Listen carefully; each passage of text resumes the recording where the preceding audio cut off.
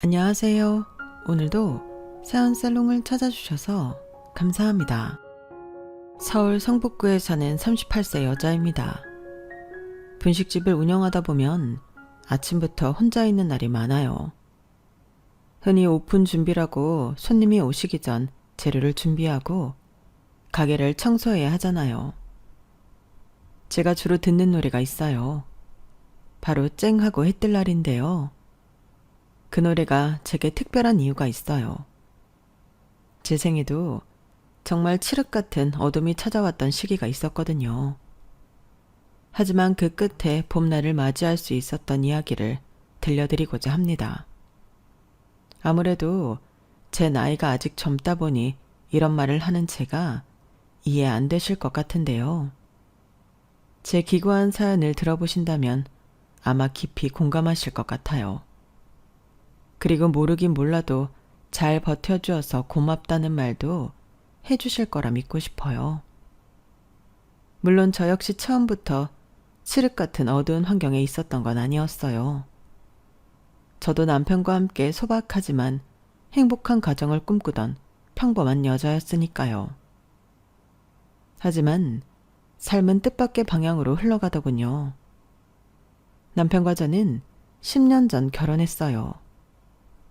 당시 저는 한 중소기업의 사무직원으로 근무하고 있었고 남편은 저보다 좋은 직장에 다니며 저희 가족의 든든한 기둥이었죠. 한결같이 저를 아껴주었고 우리 둘이 미래를 꿈꿀 때 태어난 아이로 인해 세상을 다 가진 것 같았어요.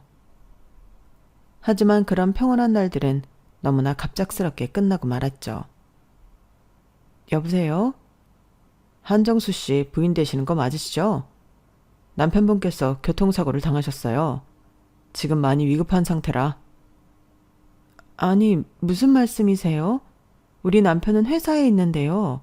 건강한 사람이에요. 죄송합니다만 교통사고 당하신 분이 한정수 씨 맞아요. 신분증과 통화 목록을 보고 연락드린 겁니다.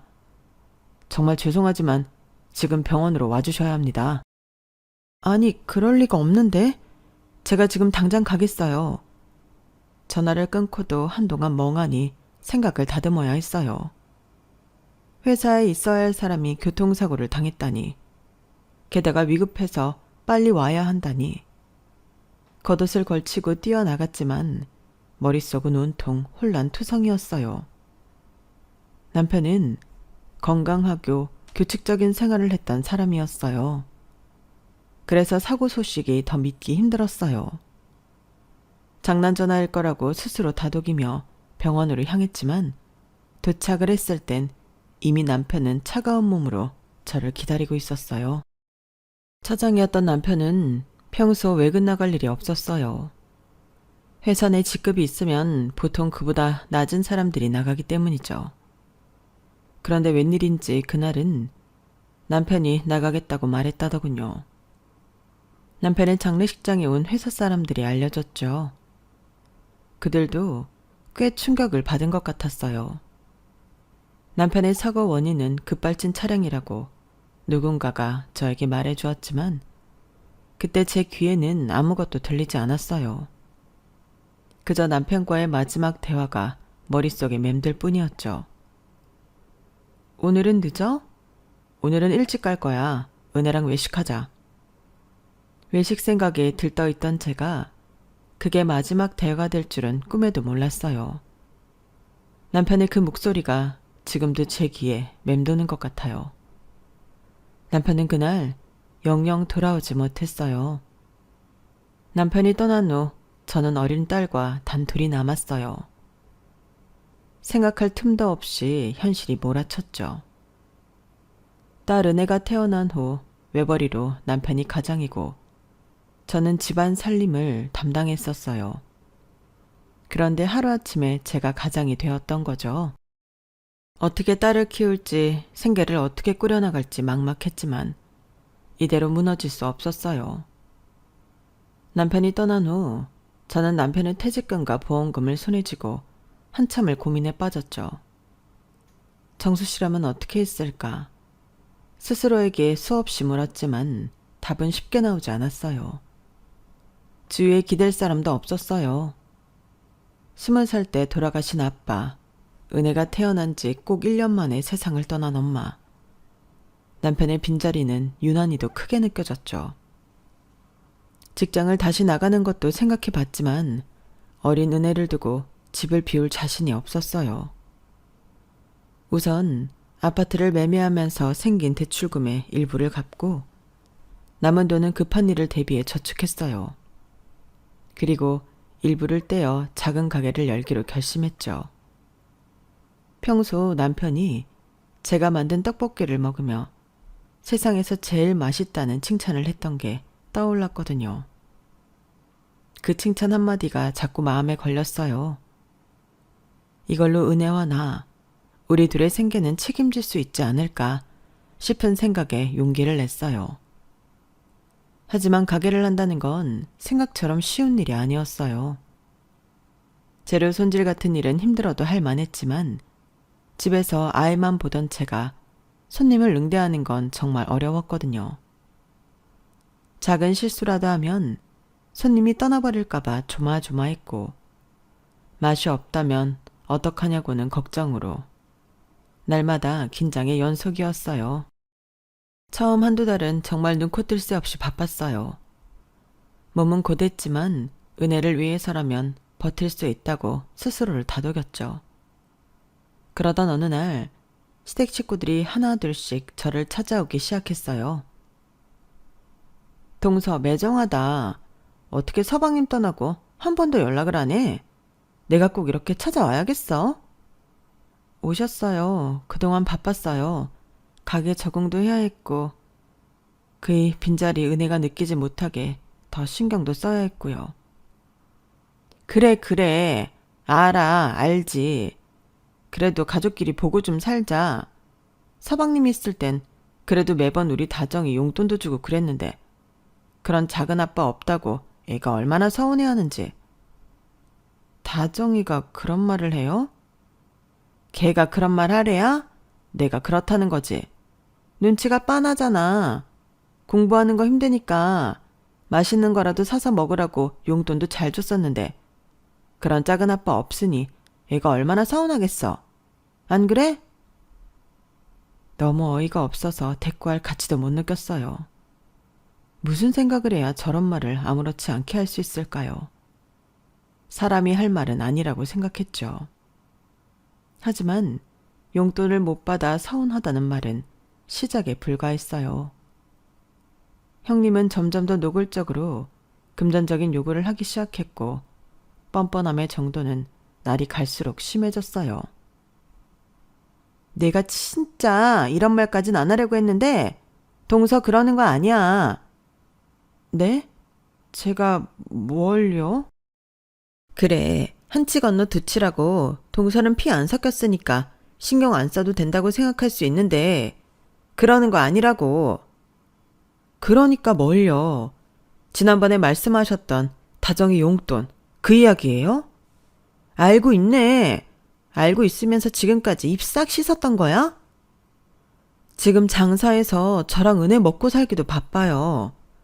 무슨 소리야. 동네 맛집이라고 소문 자자한 건 나도 아는데. 그리고 퇴직금이며 보상받은 거 그거 다 어디에다 쓰고 장사해서 힘들다는 소리를 해? 그건 노후 대비로 저축했죠. 설마 그걸 달라는 거예요? 누가 그렇대? 그래도 동서는 목돈이 있잖아. 우리 같은 사람이 갑자기 하늘에서 목돈이 떨어지는 것도 아니고. 형님, 그거 은혜 아빠 목숨값이에요. 그 돈 없어도, 아니, 그 돈 다 주고 더 줘서라도 은혜 아빠 살아 돌아온다면 그렇게라도 할 텐데. 그걸 지금 말이라고 하시는 거예요? 아니, 누가 그렇대? 동서는 참 사람 이상하게 만든다. 나는 그냥 우리 다정이 이번에 고3이잖아. 그동안 숙모가 용돈 한 번 안 줬어도 서운하다 말 한마디 안 했던 아인데. 네, 다정이 정말 기특하네요. 그치? 우리 다정이 정말 기특하지?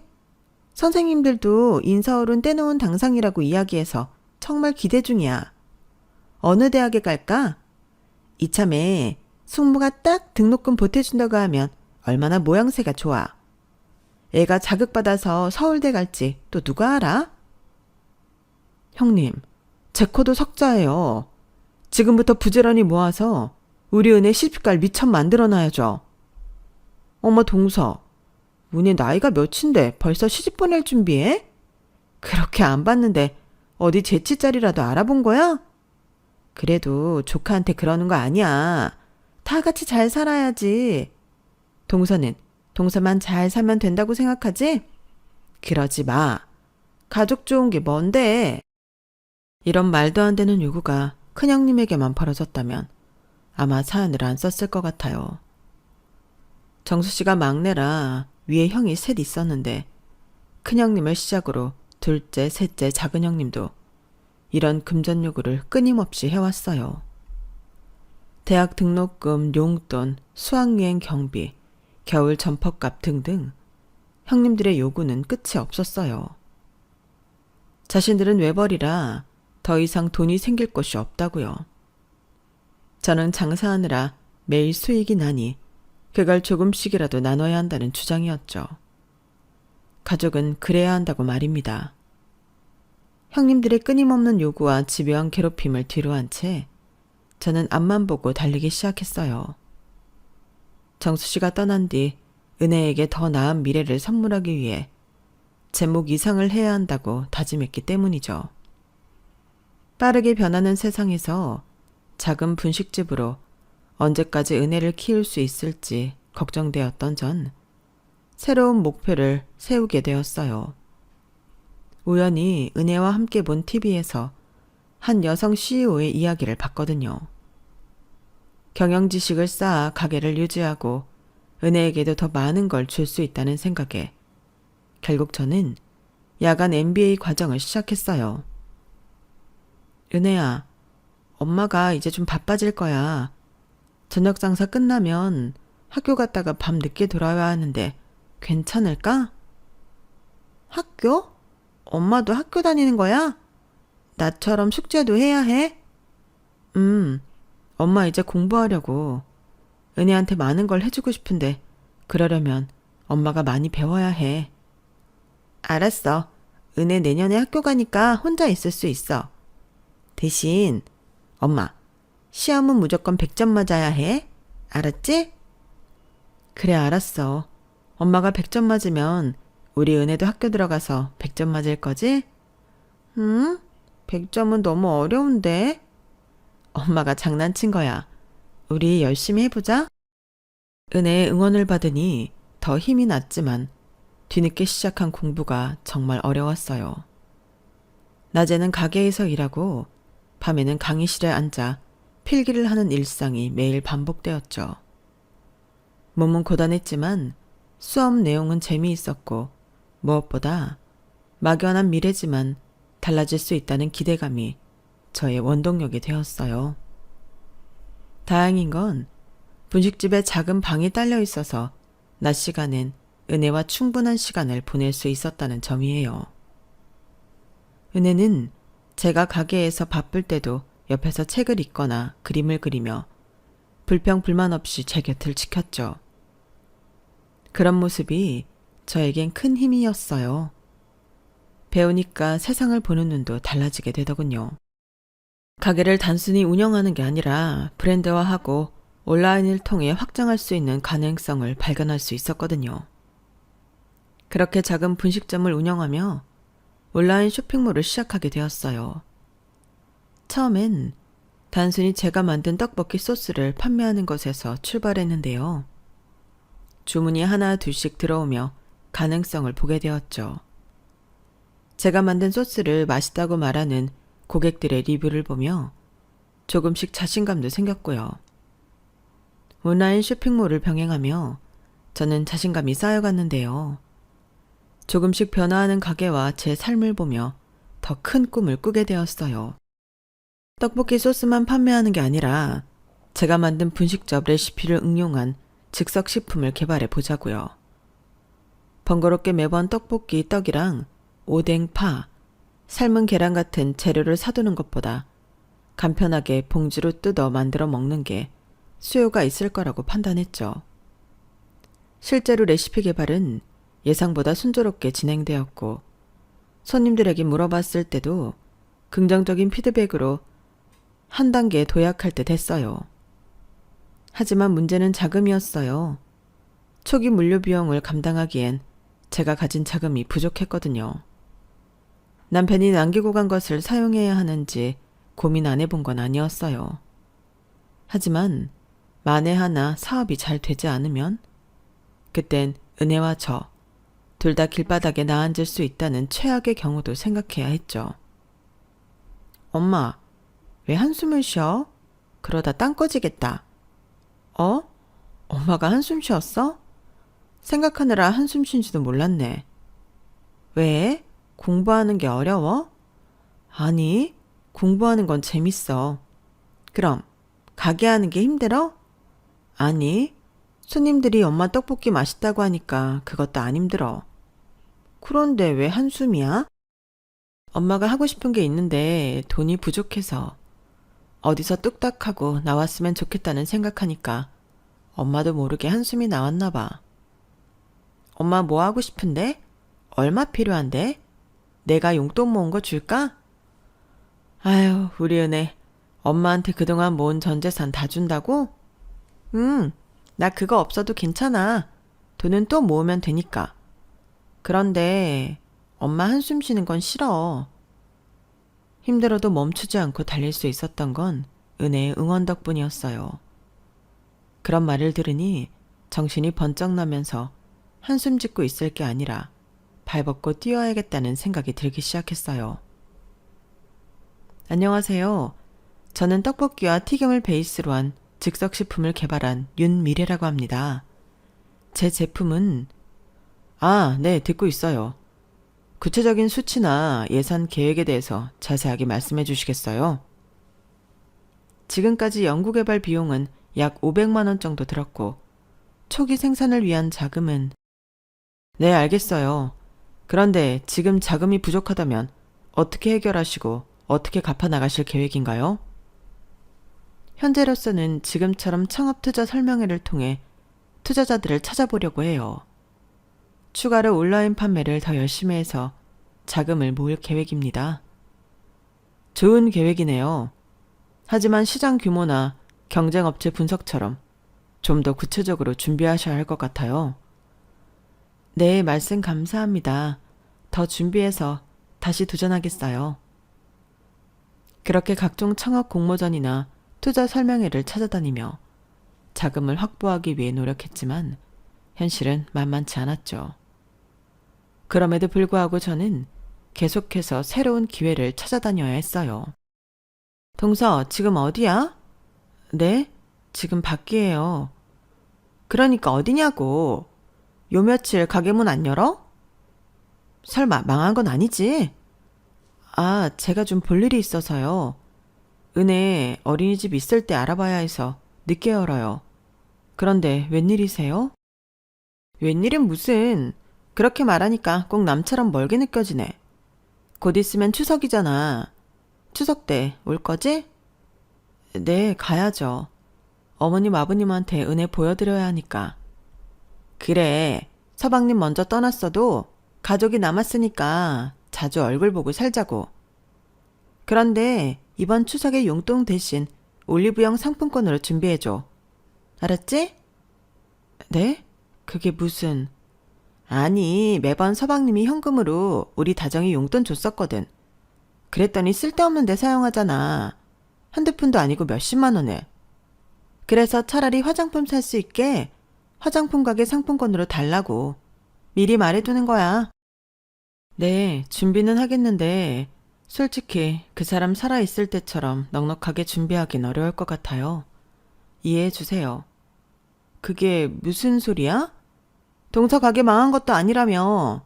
그런데 뭐가 힘들어? 제가 준비하는 게 있어서요. 돈을 모아야 하니까. 동서 말 참 이상하게 한다. 명절이 1년에 몇 번이나 있다고 조카한테 고작 20만 원 용돈을 못 준다는 게 말이 돼? 혹시 그 돈 아껴서 대학 등록금 마련해 주려는 생각이야? 그건 지난번에 말씀드렸잖아요. 저 그럴 여유 없다고요. 아니, 사업하는 사람이 우리 가족 중 동서밖에 없는데 그럴 여유가 없다는 게 말이 돼? 형님 오셔서 아시잖아요. 사업이라고 말하기도 민망한 조그마한 분식점이라는 거요. 저랑 은혜 생활비 버는 수준이에요. 그러니 앞으로 그런 말은 말아주세요. 시도 때도 없이 요구하는 형님들 때문에 숨이 턱턱 막혔어요. 하지만 꿈이 생기고 나니 그런 말들에 일일이 대꾸할 필요성을 느끼지 못한 채 딱 잘라 거절하곤 했어요. 요즘 왜 낮에 문을 안 열어?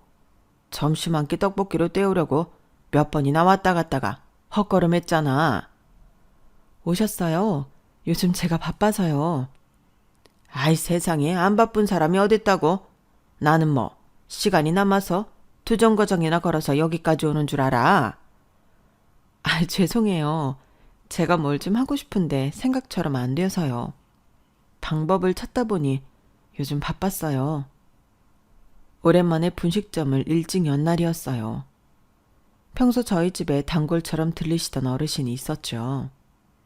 제가 가게 하는 동네에 재개발 소식이 들려오면서 옆 동네로 이사 가신 분이었는데요.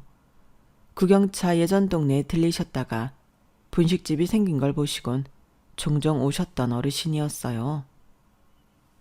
처음 가게 오셨던 날부터 떡볶이가 맛있다고 칭찬해 주셔서 서비스도 드리면서 친해졌어요. 은혜도 친손녀처럼 예뻐해 주셔서 편하게 생각했는지 저도 모르게 주저리 제 고민을 털어놓게 되더라고요. 그래서 그 돈 구하려고 요즘 그렇게 바빴던 거야? 네, 잘하면 될 것 같은데 그 기회 잡기가 쉽지 않네요. 세상에 떡볶이 브랜드가 얼마나 많은데 그걸 이겨보겠다고? 아니요. 그 떡볶이는 그 떡볶이고 제 떡볶이는 제 떡볶이죠. 제 맛을 좋아해주는 사람들이 있으니까요. 어르신도 제 떡볶이 맛있다고 하셨잖아요. 그거야.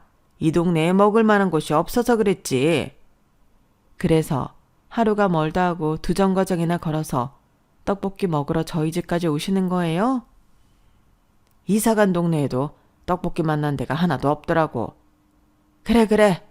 이 동네랑 옆 동네 통 털어서 자네 떡볶이가 제일 맛나네. 맛나. 제가 이 밀키트 성공하면 몇 개 드릴게요. 비 오거나 밖에 나오시기 힘든 날 집에서 맛있게 직접 만들어주세요. 집에서 만들면 자네가 해주는 맛 하나도 안 날 거 아니야. 아니에요. 제가 얼마나 연구했다고요. 여기서 드시는 맛이랑 똑같은 맛 나요. 진짜예요. 몰라. 모르겠고 나는 매일 여기로 올 거야. 글씨도 잘 안 보이는데 귀찮게 설명서 보고 언제 끓이고 앉아 있어. 나 같은 손님 취향은 하나도 모르고 꿈만 크게 꾸는 거 아니야? 아니에요. 종이컵 기준으로 물만 맞추면 되는 거라 쉬워요. 아니다. 어르신 말씀처럼 정말 만사 다 귀찮을 수 있으니 소스를 넉넉하게 넣으면 될까요? 정말 오랜만이었어요. 남편이 먼저 떠난 뒤 누군가와 이렇게 오랫동안 제 꿈에 대해 이야기한 적이 없었거든요. 은혜는 너무 어렸고 형님들은 저만 보면 돈 이야기뿐이라 항상 혼자 생각했으니까요. 확실히 다른 사람과 공유하니 다양한 아이디어가 떠올랐고 보완점을 채워가며 더욱 완성도 높은 밀키트를 만들어갈 수 있었죠. 그렇게 시간은 또 빠르게 지났어요. 추석 명절이 다가왔고 은혜를 데리고 갈 생각에 옷을 갈아입혔지만 발걸음이 떨어지진 않았어요. 어머님과 아버님을 뵙기 싫은 게 아니라 형님들이 문제였으니까요. 전화드리고 명절이 지나 따로 뵙는 게 좋을까 한참을 고민하다 결국 가기로 했어요. 엄마, 왜 안 가? 나 다정이 언니도 보고 싶고 진서 오빠랑 지우도 보고 싶어. 빨리 가자. 어? 한참이나 아무 말하지 않고 멍하니 있는 채가 답답했는지 은혜가 가자고 성화였거든요. 모두들 은혜에겐 살갑게 굴었기에 저만 참으면 된다는 생각에 은혜 손을 잡고 시댁으로 향했어요. 우리 은혜 왔구나. 왜 이제 왔어? 큰엄마가 얼마나 기다렸는데. 안녕하세요. 저도 빨리 오고 싶었는데요. 오는 길에 차가 막혔어요. 우리 은혜 다 컸네. 말하는 것 봐봐. 완전 어른이야. 무거운 마음으로 갔지만 오랜만에 만난 가족들은 좋았어요. 저를 보면 또 돈 이야기를 하지 않을까 노심초사하며 갔지만 막상 만난 형님들은 은혜를 반갑게 맞아주시면서 따뜻하게 대해주셨기 때문입니다. 그렇게 오랜만에 온 가족이 함께 모여 두런두런 이야기를 나누고 있을 때였어요. 엄마, 저기 저거 꼭 백마 같아. 백마? 누가 말을 끌고 다닌다고. 은혜야, 저거 하얀 승용차야. 은혜 동화책 많이 봤구나. 상상하는 게 제법이네. 아니에요, 큰엄마. 저 차 앞에 큰 말 있어요. 어디? 예, 난 보이지도 않는다. 우리 은혜가 차에 관심 있는 줄 몰랐네. 근데 비싸 보이긴 하네. 그런데, 이 앞에 서는데? 시댁은 경기도 외곽에 있었는데 단독주택으로 지대가 높았어요. 창밖으로 내다보면 도로가 보였고 은혜는 할아버지 집에서 차를 구경하며 간식 먹는 걸 좋아했거든요. 그날도 한참 차를 구경하다가 형님이랑 이런 말을 주고받았죠. 그때까지만 해도 그 승용차가 저와 연관이 있을 줄 몰랐거든요. 제가 사는 집도 아니고 시댁이니 누구라도 그렇게 생각했을 거예요. 대박, 아버님 친구분이신가? 아버님 친구분 오셨어요. 누구? 내 친구가 아닌데. 실례합니다. 여기 윤미래 씨 계십니까? 윤미래? 윤미래면 동서 아냐? 동서 이리 좀 나와봐. 동서 찾는 분이 여기까지 왔어. 네, 저요? 누가 저를... 윤미래 씨 되세요? 네, 제가 윤미래인데요. 안녕하세요. 저는 회장님이 보낸 비서입니다. 회장님이 급하게 사모님을 모시고 오라고 하셔서요. 실례를 무릅쓰고 이렇게 직접 모시러 왔어요. 네? 아니 무슨 회장님이라뇨. 와보시면 아실 거라고 말씀하셨어요. 지금 같이 가주셔야 할 것 같아요. 지금요? 네. 필요한 게 있으시면 챙겨오셔도 좋아요. 차에서 기다리고 있겠어요. 네? 뭐... 갑자기 벌어진 일에 어안이 벙벙했어요. 회장? 사모님? 무슨 일인지 감이 도무지 잡히지 않았거든요. 분명 창업 설명회에서 만난 사람 중 하나일 거라는 추측이 있었을 뿐 어느 사람인지 감을 잡을 수 없었죠. 김 회장님인가? 나중에 한번 만나자고 하셨는데 아니야. 그럴 거였으면 그분 성격에 분명 전화 먼저 하셨을 거야. 그럼 누구지? 내가 여기 있는 건 어떻게 또 알았고. 궁금한 게 꼬리에 꼬리를 물고 있는데 형님이 저를 추궁하듯 몰아세우기 시작했죠. 동서, 뭐야? 바른 대로 말해. 네? 뭘요? 동서 우리 모르게 재혼했지? 재혼이라뇨. 그런 거 아니에요. 그런 거 아니긴 뭐가 아니야. 준비하는 게 따로 있다고 그랬잖아. 내 말이 틀려? 준비하는 게 있긴 한데 재혼은 아니에요. 그래, 재혼은 아니겠지. 재치로 가는 거니까. 아니 뭐 동서도 초혼은 아니니까 재치가 춤길 일은 아니잖아. 형님, 말이 지나치세요. 은혜도 있는데 무슨 말씀이세요? 내가 할 소리. 동서는 서방님 먼저 떠났다고 우리가 우스워? 그게 무슨 말씀이세요? 그랬으면 제가 여기 왜 왔겠어요? 왜 오긴 왜 왔겠어? 자랑하러 왔겠지. 제가 자랑할 게 뭐 있다고 그러세요? 나도 좀 전까지만 해도 자랑할 게 없다고 생각했는데 방금 생각이 달라졌어. 동서 나이 많은 회장님하고 재혼한다는 거 알리고 싶어서 모르는 척 이러는 거잖아. 네? 무슨 말도 안 되는 소리세요. 말이 안 되긴 왜 말이 안 돼? 아버님 보셨죠? 은혜가 백마 같다고 한 차. 비싼 외제차예요. 나가서 보니까 정말 차 앞에 웬 말 한마리가 그려져 있더라고요. 멀리서 그걸 애가 보고 어떻게 알아요? 안 그래요? 분명 평소에 봤으니까 알아본 거죠. 동서, 내 말이 틀려? 틀리면 틀리다고 말해봐. 은혜 평소 차에 관심 많아요. 은혜 아빠가 교통사고로 세상 떠나서 그때부터 차라는 차는 유심히 본다고요. 하요, 말은 청산유수야. 가게 안 돼서 돈 없다고 소리하면서 문 닫고 낮에 자리 비울 때부터 내가 알아봤어. 그런 거 아니라고요. 은혜 듣는데 형님들 너무하시는 거 아니에요? 너무해? 너무한 게 누군데 그래? 내가 그렇게 찾아가면서 안부를 물을 땐 꿈쩍도 안 하더니 기껏 명절날 가족들 다 모인 자리에 보란듯이 내 언남 데리고 오는 동서가 너무한 거지? 사업한다고 바쁜 척하더니 결국 돈 많은 남자 꼬시려고 그랬다는 것밖에 더 있어? 애복이 창피했으면 그런 일을 저지르지나 말지. 창피한 짓은 동서가 해놓고 어디 와서 큰 소리야? 분명히 말하는데 저 은혜복이 창피한 짓 한 적 없어요. 이만 가볼게요. 저 봐. 뻔뻔한 것 좀 봐. 내 저럴 줄 알았다니까. 서방님 먼저 떠나고 가족들 나 몰라라 하더니 결국 이거였어. 우리 아버님 어머님 불쌍해서 어떡해.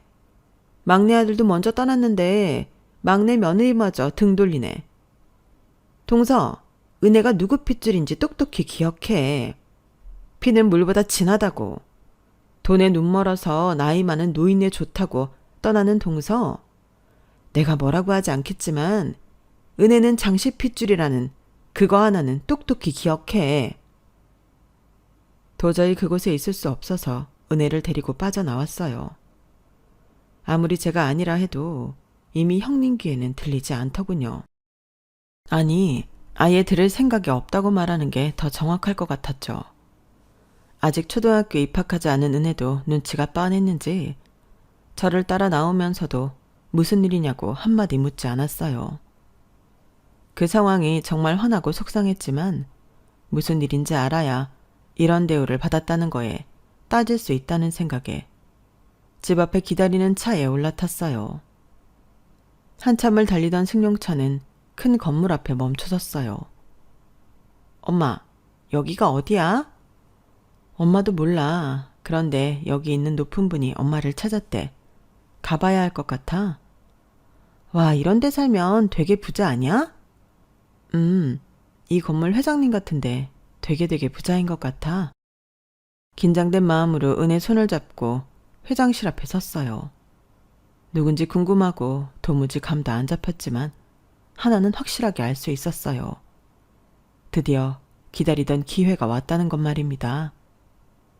이렇게 저를 찾아올 정도라면 분명 제 사업에 관심이 있는 사람일 테고 이야기를 잘 마무리하면 드디어 꿈에 그리는 제 사업을 본격적으로 시작할 수 있다는 기대가 생기기 시작했죠.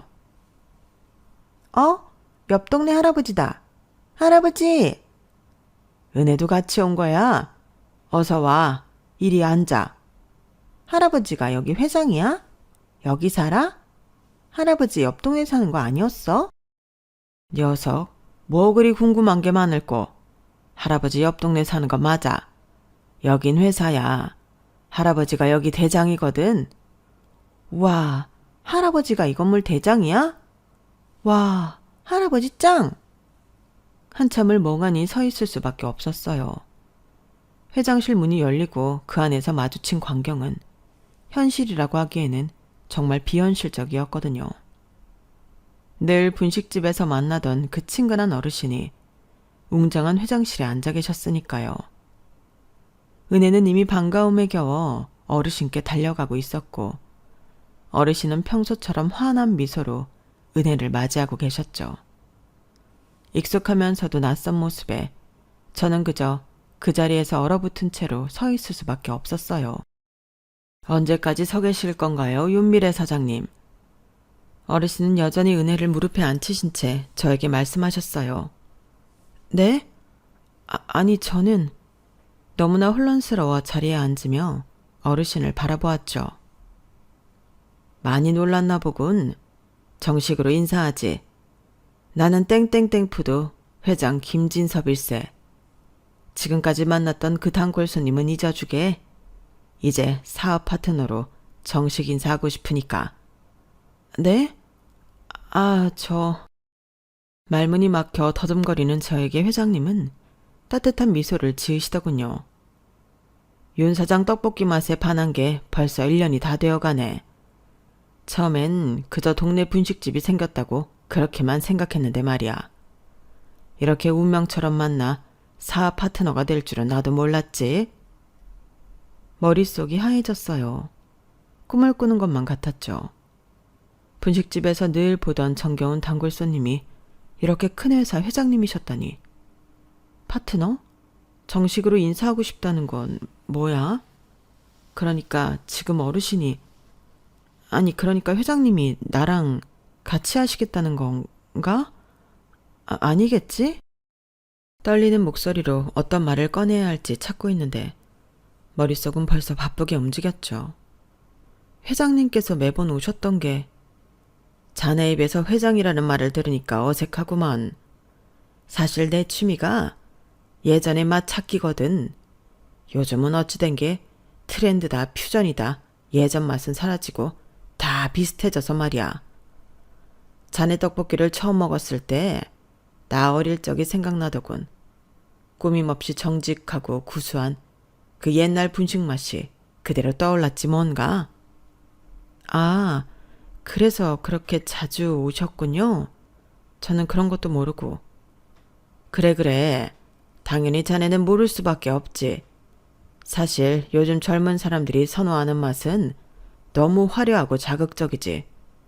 무조건 맵고 짜고 달게 만들어서 처음엔 맛있다 생각 들어도 2번 먹고 싶다는 생각이 안 들더군. 그런데 자네 떡볶이는 달랐어. 분명 지금 그런 트렌드는 오래 못 가. 다시 옛날 열풍이 불 거라고. 내가 볼 땐 그래서 자네 떡볶이가 제격이야. 정성과 진심을 담은 전통적인 맛은 결국 손님의 입맛을 되돌리게 되어 있거든. 그건 너무 과찬이세요. 아닐세. 내가 괜히 이만큼 회사를 키운 게 아니야. 자네도 나의 직감을 믿어보게. 내가 그동안 지켜본 바로는 윤 사장은 3가지가 있어. 3가지라뇨? 뛰어난 맛, 성실함, 그리고 발전하려는 의지지. 요즘 세상에 이런 기본을 제대로 갖춘 사람 찾기가 사막에서 바늘 찾는 것보다 더 어려운데 자네는 충분히 자격을 갖췄어. 가슴이 쿵쾅거렸어요. 제가 그토록 찾아 헤매던 기회가 이렇게 찾아오다니. 분명 회장님은 저에게 사업 제안을 하고 계신 게 틀림없었죠. 그 말은 회장님, 설마? 자네가 생각하는 그게 맞네. 우리 땡땡땡 푸드에서 새로운 브랜드를 론칭하려고 사실 준비 중에 있었네.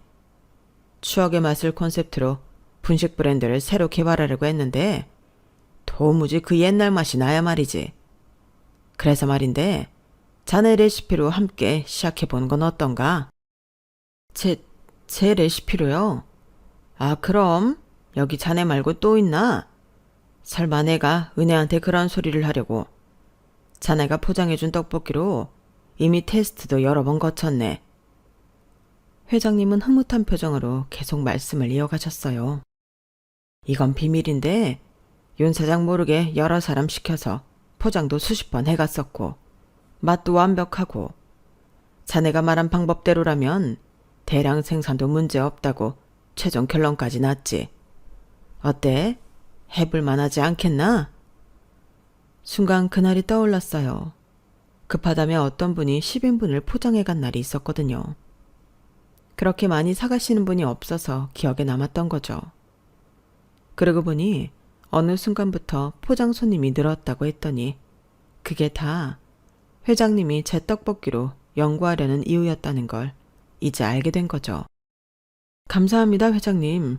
기회를 주셔서 정말 감사합니다. 감사한 건 나도 마찬가지지. 내가 계속 생각했던 건데 이렇게 내 마음에 쏙 드는 레시피로 실현할 수 있게 해준 장본인이 아닌가. 열심히 할게요. 정말 감사합니다. 사업이라는 게 서로 잘해보자는 건데 윤 사장이 이렇게 말하면 내가 뭐가 되나? 나도 잘 부탁한다고 머리라도 숙여야 하는 건가? 회장님의 농담에 저도 모르게 피식 웃음이 나왔어요. 꿈 같은 현실이었지만 이제야 제 인생에도 진짜 쨍하고 해뜰 날이 찾아온 것 같았으니까요. 이제 본격적인 이야기를 꺼내볼까요? 회장님은 서류 몇 장을 꺼내셨어요. 우선 윤 사장의 레시피로 추억의 분식 브랜드를 런칭할 건데 매출의 5%를 로열티로 지급하고 식품사업부 이사직도 함께 맡아줬으면 하네. 참고로 우리 회사 사원복지는 아주 끝내주네. 순간 귀를 의심했어요. 로열티에 이사직까지라니. 하지만 회장님의 설명을 들으니 이해가 안 된 것도 아니었어요. 전국 매장의 품질 관리와 신메뉴 개발, 그리고 전체적인 브랜드 방향성까지 제가 총체적인 책임을 져야 했으니까요. 첫 매장 오픈 준비를 하면서 정말 눈코 뜰 새 없이 바쁘게 지냈어요. 본사 연구팀과 함께 레시피를 표준화하고 매뉴얼을 만들고 직원 교육 프로그램도 체계적으로 준비해야 했거든요. 정신없이 진행하면서 문득 그날 어떻게 시댁으로 저를 찾아왔는지 궁금해지더군요. 바쁜 나날들을 보내면서 문득 그날 어떻게, 왜 저를 찾아왔는지 궁금했던 거죠.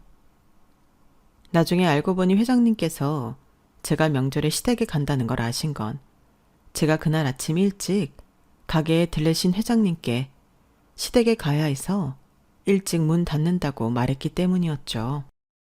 회장님은 나중에 이렇게 말씀하시더라고요. 그동안 매일 오면서 윤 사장 이야기를 조금씩 들었잖나. 시댁 가는 게 힘들어 보이더군. 그래서 그날로 정했지. 때마침 계약서도 준비되어 있었고.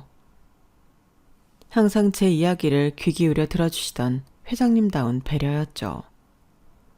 그런 노력이 빛을 발휘했는지 추억의 분식 런칭은 성공적으로 이루어졌고 첫 매장을 시작으로 문의 전화가 끊이지 않고 있죠. 그렇게 바쁜 나날들을 보내는 어느 날 형님들에게 전화가 몇 번 왔었어요. 당연히 받지 않았죠. 무슨 소리 할지 정말 안 봐도 비디오였으니까요. 하지만 얼마 뒤 형님이 본사로 직접 찾아오셨어요. 아, 우리 동서 이제 높이 올라가더니 연락도 안 받는 거야? 형님, 여긴 어떻게... 바쁜 와중에 유튜브 성공 신화에 나올 시간은 있었나 봐? 다정이가 작은 엄마 여기 나온다고 보여줘서 알았지. 브랜드 론칭이 성공적으로 되면서 전국에 지점들이 생기기 시작할 때 한 유튜브 채널에서 출연 섭외가 들어왔었어요. 안 나간다고 몇 번 고사했는데 많은 시청자애가 귀감이 될 수 있다는 소리에 용기 내 출연했는데요. 구독자 수가 많은 채널이 아니었는데 어떻게 다정이가 봤었나 봐요. 세상 좁디 좁다. 이렇게 좁을 줄 누가 알았겠냐고.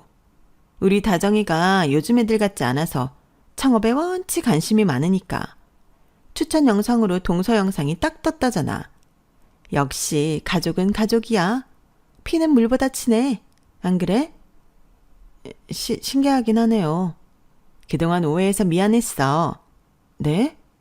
그동안 동서가 이렇게 성공하겠다고 발벗고 뛰고 있을 줄 누가 알았냐고.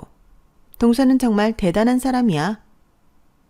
뜻밖의 방문에 어안이 벙벙했지만 갑작스러운 사과에 어떻게 대해야 할지 감을 못 잡고 있었어요. 남편 떠났어도 정말 남은 건 가족뿐인가? 그동안 솔직히 좀 섭섭해서 그랬어. 우리가 막 가까운 동서지간은 아니었어도 서방님 먼저 갔다고 연락 끊을 사이도 아니었잖아. 어떻게 동서가 아랫사람이면서 한 번도 먼저 연락을 하네. 그래서 나도 서운하고 그래서 그랬어. 그러니까 지난 일 다 잊고 우리 잘 지내보자고. 응? 죄송해요. 그 사람 먼저 떠나고 저도 정신이 없었어요. 머릿속엔 우리 은혜랑 저 어떻게 살아야 하는지 그것만 생각하다 보니. 그래, 알지 알아. 산 사람은 어떻게든 살아야 하니 눈앞이 캄캄했겠지. 그런 거 다 알면서도 괘씸하다고 생각하고 내 마음만 표현해서 정말 미안했어. 아니에요, 형님. 그동안 제가 저만 생각하느라 가족들 챙길 마음의 여유가 없었어요. 형님 서운하셨던 거 다 이해해요. 그치? 동서가 너무하긴 했지? 네? 이제 우리 다정이 대학교 등록금은 걱정 안 해도 되겠다. 그치? 작은 엄마가 이렇게 성공했는데 설마 조카 대학 입학금으로 입 싹 씻을 거 아니잖아. 안 그래? 순간 얼어붙었어요. 잠깐이라도 제 잘못이라 생각하고 잘 지내려고 마음먹은 게 얼마나 부질없는 짓이었는지 깨달았죠. 형님이 이렇게 나오는 게 다 무엇 때문인지 너무 분명하게 드러났으니까요. 왜 갑자기 꿀먹은 벙어리처럼 말이 없어? 설마 누가 봐도 성공했는데 이제 와서 돈 없다, 서방님 떠났으니 가족 아니다, 안면 싹 바꿀 건 아니지? 형님, 솔직히 말하면 이젠 더 이상 이런 이야기 그만 듣고 싶어요. 이런 이야기라니? 동서 갑자기 무섭게 왜 그래? 좀 전까지만 해도 우리 사이 좋았잖아. 진짜 1억이야? 그건 제가 하고 싶은 말이에요. 그동안 제가 어떻게 되든 관심 하나도 없었잖아요. 단 하나 관심사는 조카 용돈. 남편 떠나고 혹시 조카 용돈 끊길까봐 조바심 내며 남편 목숨감으로 나온 보험금, 퇴직금. 그걸로 어떻게라도 조카 대학 입학금이라도 내라고. 그동안 저 들들 볶았던 거 기억도 안 나세요? 오해야, 오해라고. 내가 좀 전에 말했잖아. 서운해서 그랬다고. 우리 방금 다 풀어놓고 동서도 성격 참 이상하다. 그러니까 결국 뭐야? 가족이고 뭐고 인연 다 끊고 혼자 잘 먹고 잘 살겠다는 거 아니야. 동서 그렇게 안 봤는데 정말 매정한 구석이 있었네.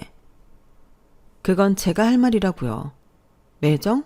매정하게 누군데요? 한 치 걸러 두 치라고 형님 동생이 죽었어도 그렇게 개죽음 당했어도 태연하게 돈 타령하시겠어요? 나? 동생 없는데? 있다고 쳐도 이미 죽었는데 어떡해. 그리고 웬 개죽음이야. 보험금 나왔겠다, 보상금 줬겠다. 산 사람은 어떻게든 사는 게 맞는 거 아니야? 그럼 같이 따라가야 해? 이제 알겠네요, 형님 수준을. 아주버님이 불쌍하네요. 형님이 이렇게 형편없는 사람인 줄 모를 테니. 뭐라고? 너 지금 말 다 했어? 아니요, 아직 다 안 했어요. 솔직히 형님 말대로 우리가 피가 섞였어요. 그렇다고 제 신랑이 멀쩡히 살아서 가족으로 묶이길 했어요. 엄연히 우리 남이에요, 남. 뭐가 어쩌고 저째? 그러니 지금 당장 썩 꺼지지 않으면 보안팀 부를 거예요. 내가 그동안 얼마나 힘들었는지, 얼마나 절박했는지 관심도 없으면서 내가 가진 돈에만 관심 있는 뻔뻔한 당신하고는 더 이상 할 말 없어요. 분명히 말하는데 제가 가진 돈은 다 제 것이고 은혜 줄 거예요. 10원 한 장도 형님들한테 줄 마음 없으니 다신 찾아오지도 마세요. 잘 전하시고요. 더한 말을 해주고 싶었지만 회사라 차마 입에다 담지 못했어요. 아쉬운 것도 잠시 제 말을 끝까지 듣던 형님 얼굴이 불그락 푸르락거리더니 결국 고래고래 소리를 지르셨죠. 차마 전하기도 어려운 말들을 회사 사람들 보는 데서 큰 소리로 떠들며 악을 쓰는 바람에 결국 보안팀에 끌려 나갔네요. 그리고 전 이사도 하고 번호도 바꾸면서 아예 시댁하고는 인연을 끊어버렸어요. 아버님, 어머님에 대한 부분도 생각 안 해본 건 아니지만 회장님의 승용차가 시댁 앞에 왔을 때 날뛰는 형님 말에 묵묵히 동조했던 그 얼굴이 잊히지 않더라고요. 그게 벌써 1년 전 일이에요. 6개월이 되었을 때 전국 50호점을 돌파했고 지금은 100호점을 눈앞에 두고 있거든요. 은혜는 엄마가 세상에서 제일 자랑스럽다며 여전히 저에겐 제일 든든한 지원군이에요. 새벽에 일어나 가게 문을 열던 그 시절이 이제는 먼 꿈처럼 느껴져요. 하지만 그 시절이 있었기에 지금의 제가 있을 수 있었던 거겠죠. 엄마, 우리 반에서 엄마 떡볶이 모르는 애들 없어. 역시 엄마가 최고야. 은혜의 밝은 웃음을 보면 하늘에 있는 남편도 저에게 잘했다고 칭찬해 줄 것만 같아요. 그 믿음으로 오늘도 저는 한 걸음씩 앞으로 나아갑니다. 여러분도 작은 희망의 끈을 놓지 말고 앞으로 나가셨으면 해요. 긴 사연 들어주셔서 감사합니다. 항상 행복하세요. 여러분, 사연 댓글에 응원과 현명한 조언 부탁드려요. 좋아요와 구독은 저에게 큰 힘이 됩니다. 오늘도 좋은 일 가득하세요.